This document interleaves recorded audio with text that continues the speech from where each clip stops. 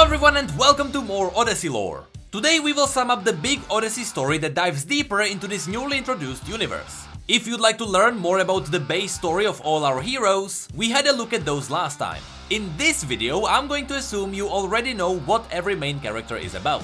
So, let's have a look at the story called The Lure.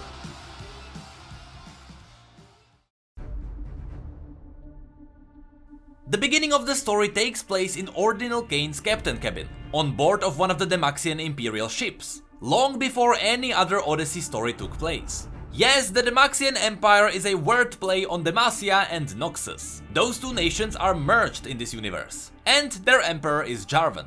Immediately from the start, battle robot called Kilo tries to surprise Kayn and destroy him, with the shout "surprise", which kinda gave away the surprise. But then we learn that Kilo is just a training robot that is supposed to help Kayn improve in combat.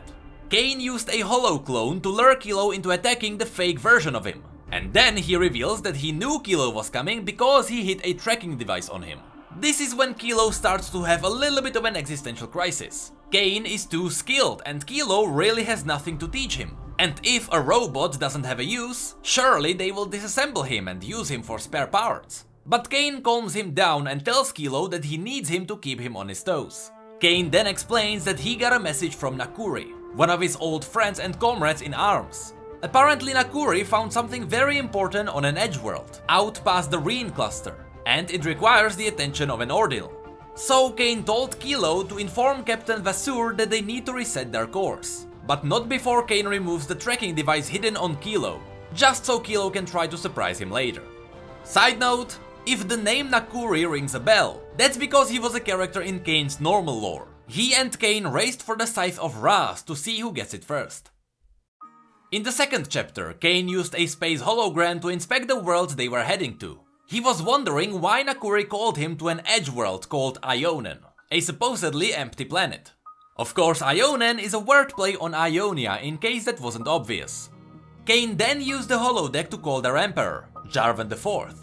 He and Jarvan had different views on how to lead the empire, but their differences in opinions were ultimately the reasons why Jarvan was an emperor and Kayn was an ordinal. The Demaxian Empire was known across the universe as an empire that forces peace using their vast army. But the space is massive and of course some worlds will always rebel against being forced into anything. That's why ordinals like Kayn had their own armies to keep everyone in check. Kayn, for example, is in control of the Locust Armada, with their capital aura-powered ship the Fractal Shear. Here we learned that Jarvan isn't happy with the way the Demaxian Empire is seen. He doesn't want to have a tyrannical empire. Jarvan became an emperor so he could enforce his new visions and ideas. But his ordinals keep telling him that more strict and direct approach is the only way to keep peace in their territory. Kayn had 6 hours of flight ahead of him when he heard a laugh behind him. He expected Kilo approaching him, but there was no shout of surprise. There was nothing at all. The next chapter starts with Kilo opening Kayn's arsenal, getting ready for their training. Here we learned that Commander Nakuri recommended discretion, so Kayn ordered their ship to slow down as they approached Ionen. He also told Kilo that he will go down to the world alone, despite there already being an assembled squad for this mission. Kayn picked up a chrome pistol and a sleekly decorated fighting lance. He then turned to Kilo and said, "Did you say something?" Me? The fight mech replied. "No. I thought I heard you laughing earlier too." No, not me. When they arrived, Kayn headed into the carrier bay and hopped into his favorite craft, the Demax 3 Superiority. Kayn liked its speed and power. It was a personal ship of an ordinal, and ordinals were supposed to have more regal fleet transport, something that would impress the locals, and something with a payload space that could carry troop squads or combat vehicles. Kayn maneuvered the Max 3 down the atmospheric edge as he followed Nakuri's beacon. The beacon signal and all flight data was channeled directly through his interface in his eye patch. Nakuri's ship was the gentle reminder, a ship half the size of the Fractal Shear. It held a high orbit on the far side of the edge world. Kayn flew down to the surface. The world below him was brown and pink, with mountains and rocks. The beacon signal was pinging wildly, and he vertically parked his ship next to 2 Imperial transport shuttles. Down on the world, Nakuri welcomed Kayn to quote, "the butt crack of nowhere." Nakuri had 10 sling troopers with him. All of them were fully armed in their weapon rigs. They were towering over Kayn, who had only his black form-fitting suit. Kayn knew most of Nakuri's soldiers by name. There was Korla, Speaks, Rigo, and the squad leader Vechit. He then quickly interfaced with the rest using their breastplate biotags. Kayn and Nakuri had a bro moment together, and then Nakuri began to explain what's happening. Nakuri explained that they found 2 Templars and bunch of believers on this world. It seemed as if they were plotting something. So they tried to round them up, but a fight erupted. 10 people died, including both Templars, and 16 were now cornered into a cave. The interrogation was now in progress. They wanted to find out anything: Templar strongholds, aura dumps, contracts, and of course why they came here. That's when a voice sounded behind them. It was Vechit, the leader of the squad. She was nervous, but she believed the Templars came to this planet for a mysterious object the squad found earlier. Later the squad approached the cave at the base of the mountains. Nakuri's interface beeped with an incoming message, and he excused himself to step aside. Kayn waited with the troopers, when he heard something again. It was a voice, but no words, just a murmur. He edged away from the troopers towards the cave. Moment of silence, and then he heard it again. This time it was half a chuckle, something amused, snickering in the dark. A message from Captain Vasur on the bridge of the Fractal Shear interrupted Kayn's curiosity. They detected another object approaching Ionen, but it was trying to cover its tracks with a masking field. Kayn ordered the captain to stay hidden with their ship. He thought that if the Templars were here for something important, maybe a trade was happening, maybe the other group is on its way to collect their half. Kayn thought it best to just wait and see until the approaching object reveals itself. Kayn then disengaged the link and returned to Nakuri. Nakuri's ship also received the same signal, and both ships were now patiently waiting. The next chapter moves us into the outer caves of the cliff system.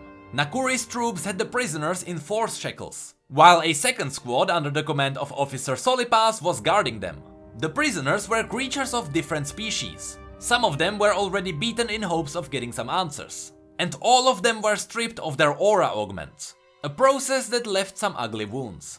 To Kayn, these Templars were just a ridiculous group of religious fanatics. They believe that they are the true guardians of aura, and that they can use the aura to unlock some existential truth. Kayn had interrogated many fanatic groups before, usually primitives on the Edgeworlds worshipping trees, nature, and sometimes standard fight mechs as gods.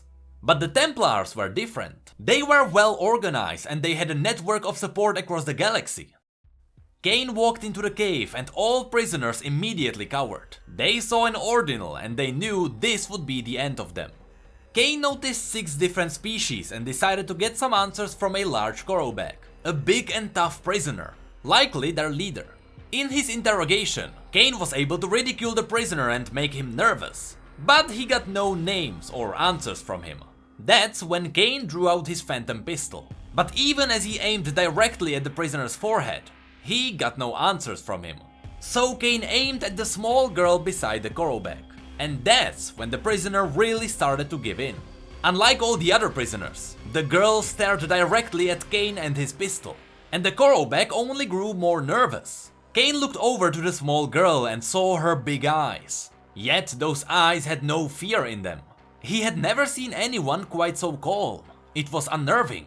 He felt he wanted to question her in particular, and learn what she knew. But he already chose her as the example. Backing down now would be a weakness. So Kayn gave her a choice too. If she told him at least some names, she would be spared. But she just stared back at him. After all, what else could Sona do? But Kayn was having none of that, and out of anger he pulled the trigger. A blast wave tore through the cave and it made Kayn's shot miss the girl's head. Outside, a fighter ship circled around, blasting their escape shuttles and Kayn's Demax 3 to dust. Kayn realized that if these newcomers wanted them dead, they would have simply brought down the mountain. So he ordered Nakuri to tell everyone to hold fire. Maybe the ship only wanted their attention. Soon enough, 2 more ships joined in, and all 3 of them hovered above the Demaxian squad. Nakuri recognized the paint job. They were Syndicate, a rebel group sabotaging the Empire. While Nakuri had his troops to lock on their targets, Kayn stepped out into the sunlight and waited for the Syndicates to speak up. Sure enough, Koran Zago, one of the chief players in Syndicate activities, revealed himself. Kayn assumed Zago was here for the trade, for some kind of prearranged deal, so he asked him about the Templars. But Zago didn't even know Templars were here. When Kayn asked him why is he here then, Zago just answered, "Same reason as you, I guess. I mean, it's not every day that an Ordinal slings out on an edge world either. I take it it's here." Kayn had no idea what he's talking about, so he answered, "It is," acting as if he knew. There was a really awkward conversation until Zago mentioned the strange object, a thing that is calling out like a voice in the stars. He also mentioned that he just had a feeling like he must have it, and that not even the Ordinal will stay in his way of having it. Kayn knew that in this situation there was nothing to do, so he pulled out his blade and pointed it up in front of him, and knelt down, a sign of honor when surrendering.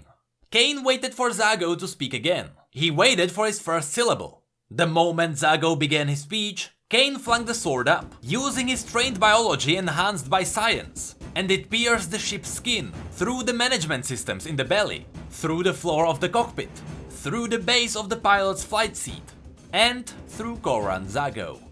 In that moment, Nakuri's squad opened fire on the two other ships. One of them immediately turned into a ball of fire, and the other one had shields that blocked their blasters, and it fired back, incinerating a couple of Nakuri's soldiers. Meanwhile, Kayn leapt up and landed in the main ship's cockpit. Zago was still impaled in his seat, but the co-pilot was busy trying to stabilize the ship. Kayn threw him out with one hand, and with the stabilizers broken, he manually tried to fly forward. He saw the other ship was getting ready to fire again, so he unlocked the weapons and quickly fired at it. Without the stabilizers, Kayn's ship drunkenly swung around, but the first part of the barrage was dead on. After a moment, the enemy ship slammed down nose first. Kayn's ship was now out of control, but with one wing, he was able to make it slide across the dust and stone of the planet's surface. The next chapter takes us back into the cave, and past the prisoners inside. Deeper in the cave, there was a massive hole in the world. It was a shaft 30 meters across, that cut straight down vertically. Curiously enough, not even the weapons of the Locust Armada could make such a clean cut. And naturally, Kayn began to wonder where did the cutout mass go. From the dust around, this was likely made hundreds or thousands of years ago. As Kayn and Nakuri slowly made their way down the hole, they couldn't believe their readings. Their scanners couldn't recognize the matter around them, as if it was from another reality. Kayn knew it was his duty to secure whatever this was for the Empire, but at the back of his mind, something new was pushing him into seizing it for himself. After all, this was a discovery that would push Kayn high up in his position. But Kayn stopped himself. He didn't recognize his own thoughts. Then he realized something. How did the Templars know about this? Kayn followed Nakuri. Nakuri followed the Templars. But the Templars came here out of their instincts. Just like Zago. Zago didn't even know the Templars were here. When Kayn and Nakuri reached the bottom of the hole, they saw a strange object. Something like a dark fossil that fell down and made a hole. Upon closer inspection, Kayn noticed it was some kind of an ancient scythe. They didn't have a signal down there, so Kayn sent Nakuri up to call for scientists. But Nakuri didn't go. He turned to Kayn and called out his previous actions. Nakuri didn't recognize Kayn anymore. Ever since he became an Ordinal, he changed. Nakuri lost 4 men up there, just so Kayn could show off and take down Zago. And those 4 men were men that didn't need to die. Annoyed, Kayn shrugged it off and asked Nakuri again to go up and call for the scientists. We then learned that Nakuri called Kayn here because Nakuri didn't feel like he was worthy of this, and he thought that maybe Kayn would know what to do with this. But after all, according to Nakuri's words, even Kayn might not be worthy. That's when the dark voice rose in Kayn's head, mockingly telling him to kill Nakuri for those words. Confused and slightly disoriented, Kayn asked Nakuri one last time to call for help, while he figures out what is happening here. When Nakuri left, Kayn was finally able to have a few words with this dark voice. Kayn learned that the dark voice is looking for some kind of a worthy creature, but Kayn kept insisting that he doesn't believe this conversation exists at all. He believed that he was exposed to quantum variance, and that his mind was playing tricks. The dark voice laughed off the thought of being a hallucination. Then it told Kayn that Nakuri has been gone for quite a long time now. When Kayn checked his time, an hour has already passed. Time is another illusion you can soon dispense with. the dark voice added. But Kayn turned and started climbing back up, ignoring the chuckle behind him. When he emerged back at the top, the communication link was empty. Everybody was gone, without a trace of fighting. The prisoners were still in their place, but without anyone to guard them. Kayn picked up Sona and told her that he saw what led the Templars here. He asked Sona to tell him what she knows about it, but she only stared at him. The dark voice returned, telling Kayn that she is valuable, and that he will need her. When Kayn came to the mouth of the cave, he found all of Nakuri's men being hostile.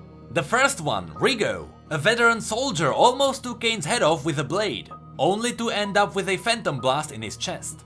The rest of Nakuri's soldiers followed, and Kayn had to fight them all at once. Years of training instantly kicked in, as he took down the soldiers one by one. Only few soldiers and Nakuri in his armored suit now stood before him. The voice rose again, and Kayn understood that it was toying with them. The voice was telling everyone that they are the chosen ones, only to see who can pass the test. A fight full of divine words and lunacy broke out, but despite Kayn trying to calm everyone down, he had to slay them all. Only Nakuri and Kayn remained. At this point, Kayn knew that the thing had Nakuri fully under control. Nakuri was beyond insane now, and Kayn's reasoning was pointless. Kayn realized the voice was testing him, trying to see if he's ruthless enough for its needs. Nakuri engaged Kayn, but he was no match. Kayn managed to break his jaw and knock him out. Kayn then started looking for Medivac. After all, he didn't want to kill Nakuri. But that's not what the voice wanted. The voice pressured Kayn into killing Nakuri. Nakuri's warship was ready to decimate the planet. Every person on board was under the influence of the voice. Kayn had to do something. He called his own capital ship, the Fractal Shear, and he told Captain Vasseur to lock down the Gentle Reminder. This was priority 1, mutiny situation. After hesitating, Vasseur obeyed the order and engaged Nakuri's ship. But they would be in firing range in 8 minutes. Far too slow according to the Dark Voice's estimation. Nakuri's ship would obliterate Kayn long before that. Kayn's options thinned again. Even if he was deleted on the spot, the voice would endure, and it would keep calling until it found the worthy one, and the madness would continue. So Kayn chose the last remaining option. He had less than 3 minutes now. He hurried back down to the cave and grabbed the scythe without looking back. An eye opened at its base and stared into Kayn's heart. He saw silence then, a vast well of time, a window into eternity. He saw dark stars and black suns. He heard the name of Rast. Later, back on his ship, Kayn was putting together a full report. He decided to keep the mutiny of the Gentle Reminder a secret, for the sake of keeping good morale. The prisoners were now on their ship too, and Kayn ordered to especially take care of the girl named Sona. Rast was now in his hands, and the two began to debate what Rast even wants with this universe. But before Rast could say anything, Kilo's axe swung past Kayn and splintered through his empty seat. The scythe flashed, and the severed halves of the old fight mech crashed on the deck and lay there, sparkling and twitching, as the light in his optics died. "Surprise," said Kayn. And this was the story of Odyssey Kayn. Of course, now we know that the universe of Darkstar and Odyssey are not connected, but Rast is from the Darkstar universe and he is trying to merge the two. I hope you enjoyed this easier to digest version of this long story. I find it more understandable than just listening to the full 40 minutes of it, but this is where your feedback would be valuable. So, if you enjoyed this video, feel free to like it and subscribe for more lore and news. Links to our social media, Twitch, merch and P.O.Box will be in the description. Of course, massive shout out to our patrons for going the extra mile, you guys are amazing. And with that, thank you all so much for being here and for your support, you know I really appreciate it. And as always, thank you again.